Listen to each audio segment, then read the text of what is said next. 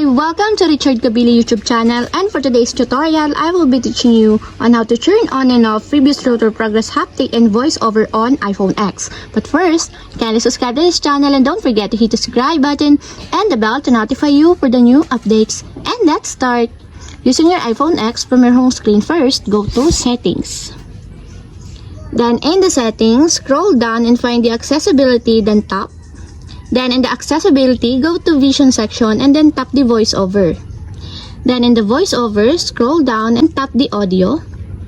Then in the audio, tap the sound and haptics. Then after that, in the sound and haptics, scroll down and go to voiceover feedback section and then tap the previous rotor progress.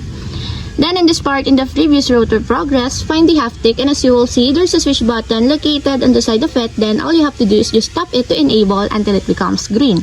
And if you want to disable or turn off, just tap again the switch button just like this. And that's it, we have successfully turned on and our previous rotor progress haptic and voiceover on iPhone X. If you have a question, get a comment down below and don't forget to hit the subscribe button and the bell to notify you for the new updates. And thank you for watching!